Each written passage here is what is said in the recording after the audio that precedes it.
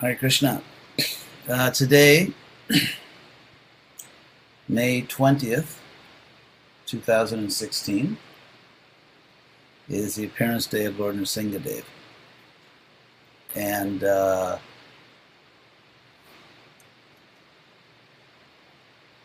I'm going to begin by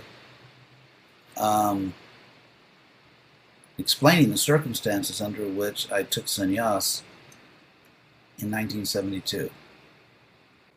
In 1972, I was a grihastha. I was married to an excellent wife, an Angamanjari, to whom I'm eternally grateful for, among other things, allowing me to take sannyas, even though she was so young. I was temple president of ISKCON Houston and a grihastha, and I went to Los Angeles to see Prabhupada, who was coming there. Anyway, so I was in Los Angeles, and I asked Prabhupada to take sannyas. He agreed, and I took sannyas in 1972 on this day with three other godbrothers, Rupanuga, Balimardhan, and Satsvarupa. So when Prabhupada came to the temple room for the morning program, the sannyas initiation was performed during the morning program, and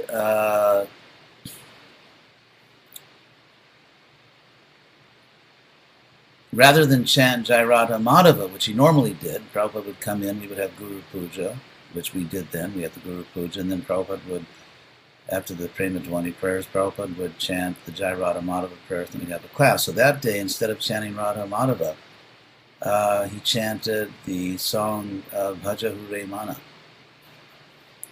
And I remember, that was in the old temple room in Los Angeles, not the present one, in the room which now they became a museum, faith museum. And as Prabhupada was chanting, it was so ecstatic, it was so spiritually powerful that I had the sensation that the whole building was somehow dancing to Prabhupada's voice, to his singing. It was just so powerful. And as Prabhupada sang the song, which was one of his favorite songs, he recorded several times, and the words that there's no happiness in this world, and one should not seek happiness in material affections and relations and opulences and so on and so forth. In my heart, I had the sort of a strong realization that Prabhupada was singing as a loving spiritual father, encouraging his children who were taking this momentous step of sannyas. And of course, we were very young then. I had the honor of taking sannyas several years before my brain was fully mature. As you know, the physiology of the brain, in young males, the brain doesn't actually mature until a certain age. So anyway, I knew I wanted to preach. I knew I wanted to give my life to Prabhupada's mission. And that's the emotion I had. That's the realization I had as Prabhupada was chanting Bhaja Hridayananda, that he was my loving spiritual father,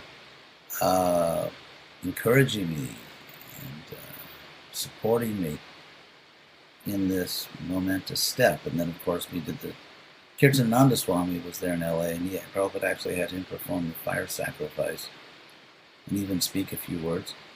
And at a certain point in the ceremony, we sat down for the fire sacrifice in front of Prabhupada, right in front of his Vyasasana, dressed in our, I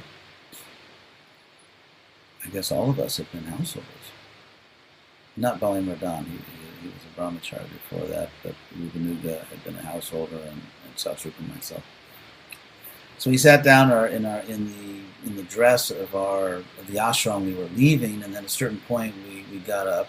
In front of us there were these plates with our sannyas, our new sannyas dress, and so on. And so at a certain point we got up, we walked out and changed and came back in with our dandas, and it was a very dramatic moment. And then we actually not the Danda. We went up to Prabhupada one by one. We went up to Prabhupada's Vyasasana and made our sannyas vow, and Prabhupada handed us the Danda. So later that day, we went, Satyarup and I, who were good friends, went up to Prabhupada's room, and he said to us that just as Lord Nrsimha Dev protected Prahlad Maharaj, he will also protect you, which is an invaluable blessing. My God, it's such an important and wonderful blessing. As Lord Nrsimha Dev protected Prahlad Maharaj, he will also protect you.